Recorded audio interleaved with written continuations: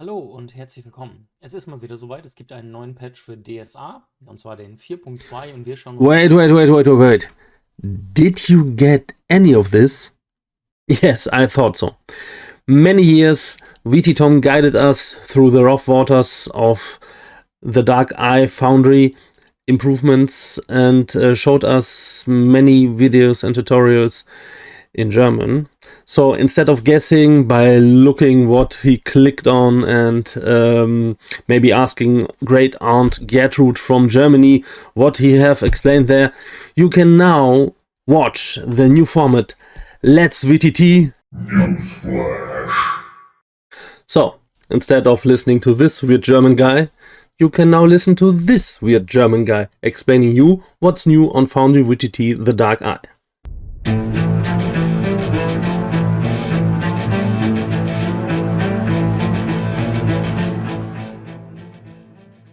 Well, in recent events, we got a changelog. The changelog 5.3.0 is out, and you can open it by this chat message here, or maybe you deleted it already. You can find the changelogs in the settings. When you go to Das Schwarze Auge, the Dark Eye, you find on the top the changelog, and here it is. We got some news. They are doing some news. There is an advertisement for VTT's YouTube channel in German. I recommend to look into it, even after my joke before. It is a very good tutorial-based channel. Many videos you can use. Some of them, the older ones, may have subtitles within it. Yes. The other news, there is an update for the Grimorum Cantiones. This only is available for German, in German. So let's move further on. There are English explanatory videos. You find those there. Let's VTT. I heard of them. Nice. Thanks for putting us in. And there is Yendor's UI advertisement. It's a module you can download via Foundry. There is this beautiful new style Yendor created. I might do a video with a tutorial how to use the UI. But for now, let's move further on to the changelog. The first enhancement, the first important enhancement, is the multi-attacks, part 1. Part 1 because there might be more improvements coming. But we will look into what we have now for starters. If you have an attack, special ability with which you can attack more enemies than one with one attack. Let's, for example, say sweep. You have more effect fields. This is the basic effect field, and then we have alternative B and C. So for the first attack, you have to put the value in manually for now. I put in 2 attack penalty and 6 penalty for the second attack, and 10 for the third attack if you have sweep 2, according to the rules. So if I will make an attack, I have to activate the special ability first. I have now an attack 14, I activate it, and my first attack will be reduced by 2. And if I have my second attack, and this is attack B, it is reduced by 6. And if I have the third attack, it will be reduced by 10. So this is how it works for now. I hope the future will bring some more clarification and improvements. to the next topic, the master menu hotbar. You may have noticed in the while logging in, there is a new small hotbar that's quite new. You only see it as GM if you don't have a character activated. If you have a character activated, let's put Belima on the screen. And if you activate it, it turns to the character hotbar. But if you don't have a character activated, it is always the GM hotbar.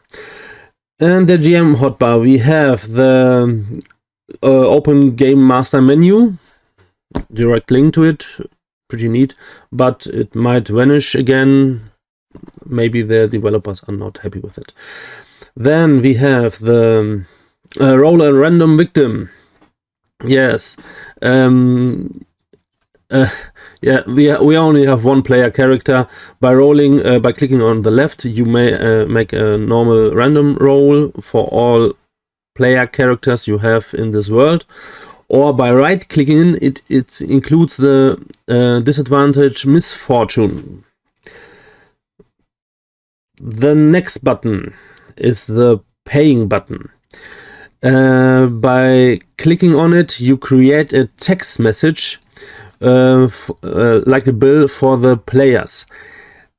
You have to put a value on this modifier by left clicking or right clicking it into the negative value or positive value.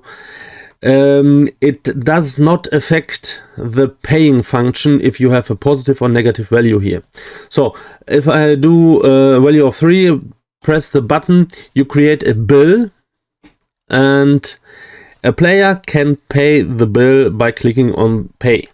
The 3 silver thalers automatically are reduced from its equipment. It only works with silver thalers, no value smaller than that. Halas or Kreuzer does not work, only silver thalers, or at 10 silver thalers it's a ducat.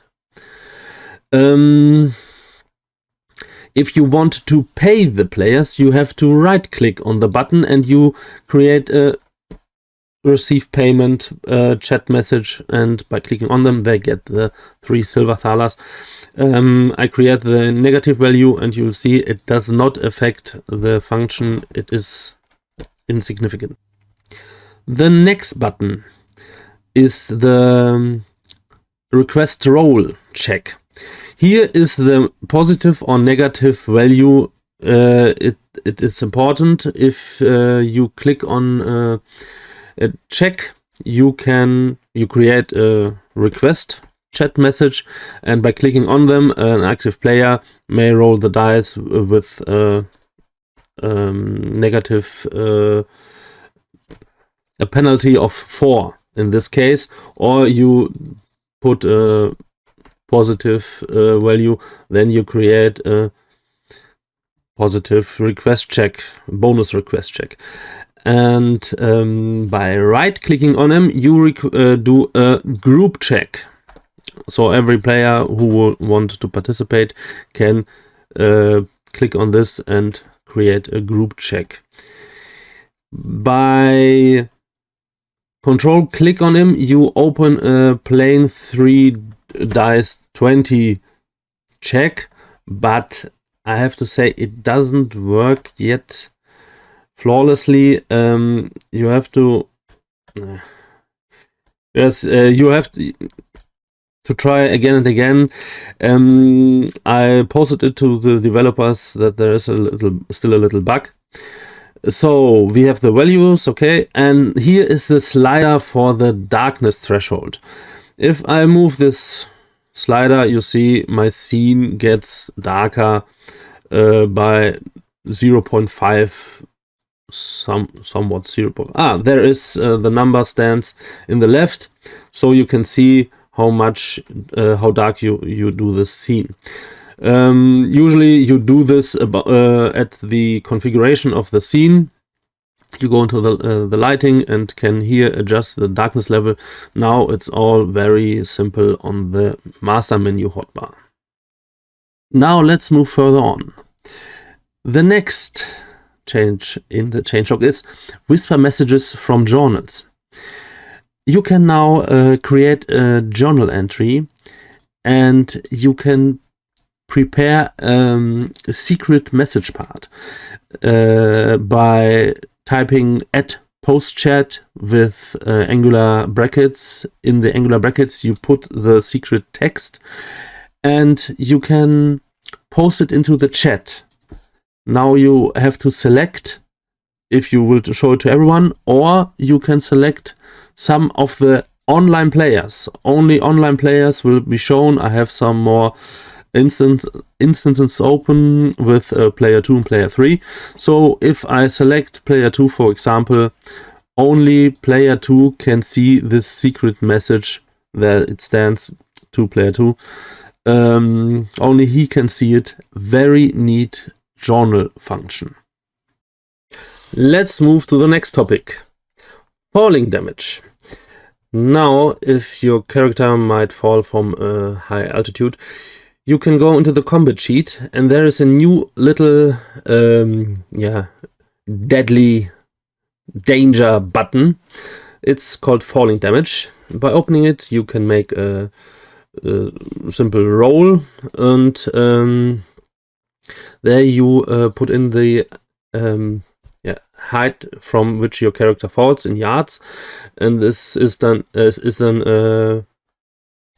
yards times 6 d6.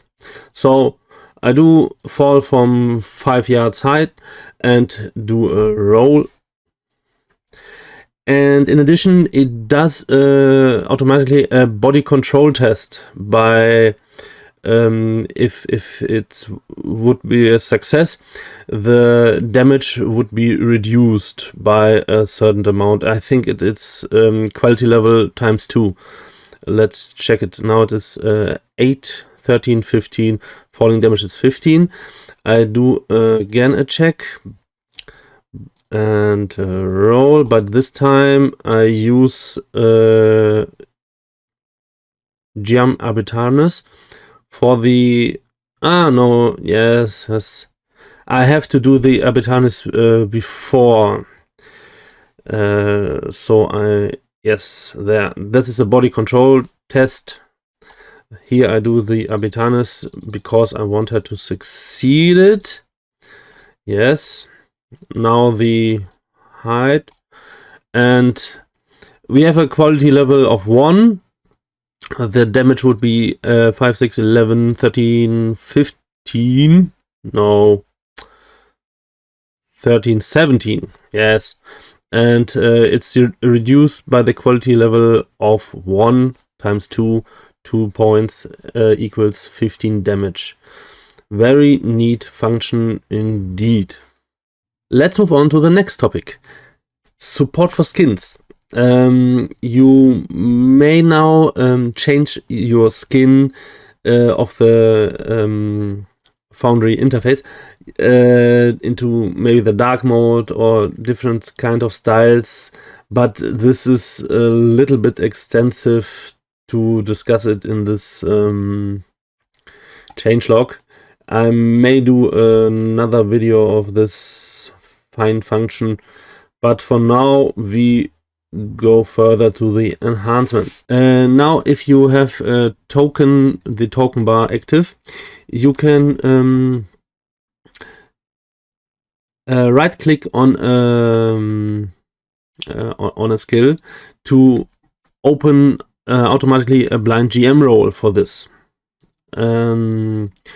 If you hold control and do a right click on it, you open, or left click, you open the description window of this skill.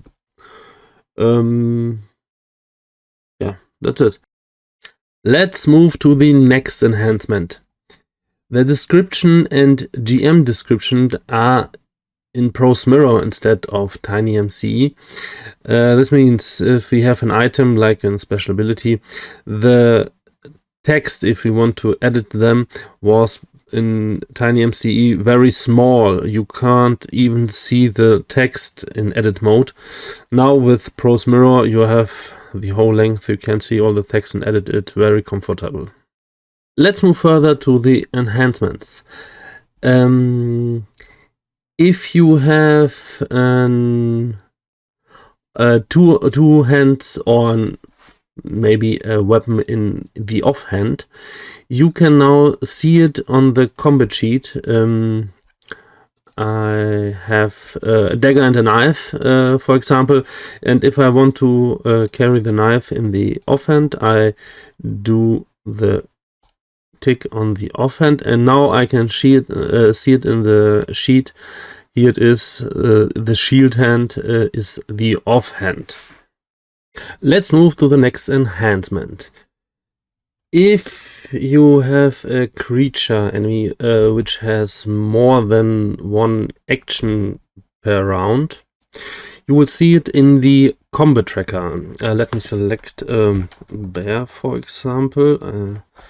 The black bear has 2 actions, and usually you might, as a DM, might oversee it that the creature has 2 actions in a round. But now, let's put the black bear to Belim on the map, and start a combat. Yes. Roll initiative, and you can already see the bear has always 2 actions in a round, so that the DM has a hint. Oh, one moment, I can attack again or do something else in the same round. And next, if a player character becomes damaged in a round, let's attack Belima with the ball, and I use the Arbitranis. I want to hit her. Yes, and she does no reaction. She becomes damaged, and until now only the DM could, the GM could apply the damage to the character per right click on the damage chat icon. Now the owner of the character can do that as well, so the player. The next enhancement, journals or the journal browser have now an icon to change the font size. If I click on this double arrow, the font size changes to very small, bigger, bigger, and bigger. So you can adjust it the way you can read it best. And I think this was the double click. When I double click them, it goes small, yes. So, this is the adjustment. You can't click on it too fast, or you minimize the whole window. We move on to the cumulative check. And cumulative check, if we have a cumulative check, we can now see in the tab if how many checks we already used and how many we have still open. I think this was not visible before. And next one. The combat dialog shows modifiers now a little bit more detailed. I'm not sure how it was before. I think the paw attack test versus the competitive check, I think this is a little bit more detailed. Also the damage, we have the fist against the protection icon. I think this is new. This wasn't before. Next subject. If a rider and his mount have the same token size, now by mounting it, the character token will automatically shrink to be better visible with the mount token. Let's see it here on this too. Let's say Belime mounted the black bear after defeating him. She mounts and automatically it shrinks to the size it fits on the token. Let's move on to the next item. The spell extension. It's a pretty big subject. I can't get into the detail. There's so many possibilities with the modification of the effects and so on. Maybe a different video. I'm not sure about this. Yeah, you have to be you have to know what you're doing when you do effects either way. There, I added a new equipment category for food. If you want to create some food, you now can do some bread. It is equipment as well, but this bread you can give now a food category, not blessed food, or blessed food maybe. Yeah, nothing more to it, just a new category. Next, effects added via the token hotbar can now include a duration and reason for the effect. That's a very neat function. Let me see it. If I have a token and I can add a condition, I have now not only a big text, what the big tooltip, what the condition does, but I can add a special effect in this, and that's the effect duration.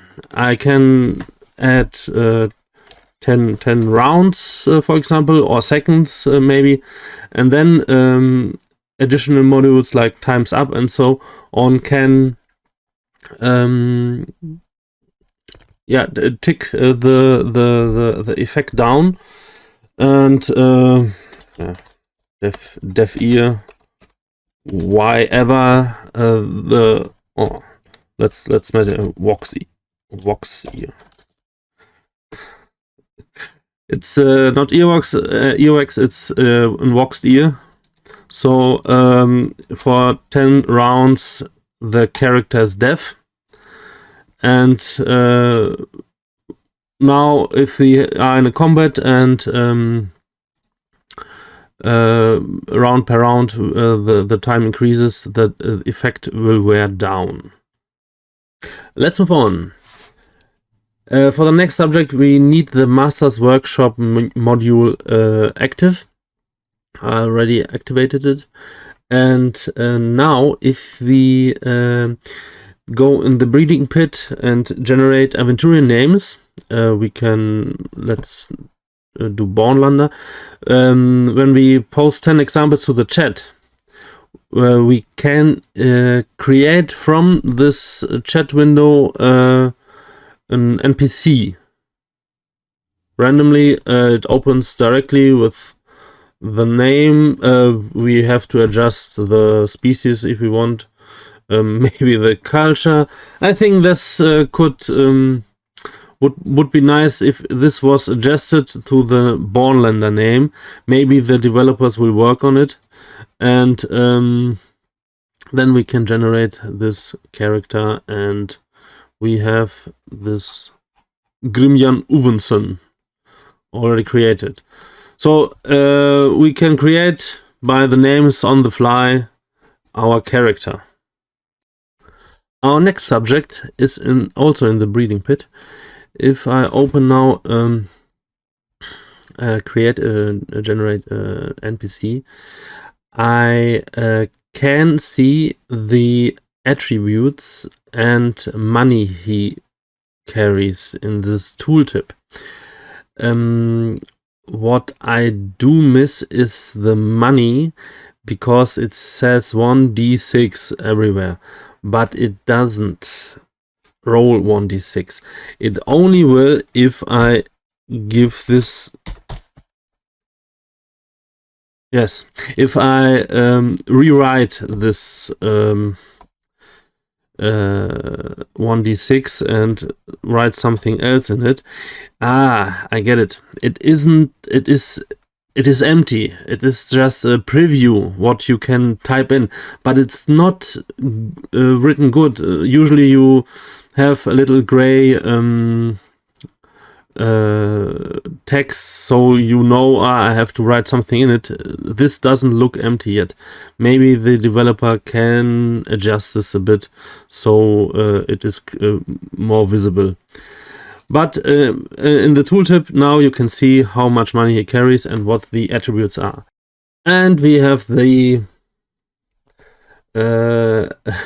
yeah, for the German users, you can always look in VT Tom's YouTube channel. He did extended video about the Masters Workshop. And we have some bug fixes as well. I won't go into the detail of this. You can check them out yourselves. And this was the changelog 4.3 for TDE FoundryVTT. I hope you enjoyed our Let's VTT newsflash. Please leave your comments below and subscribe if you don't have. So have a nice day. We wish you well. See you next time and let's VTT.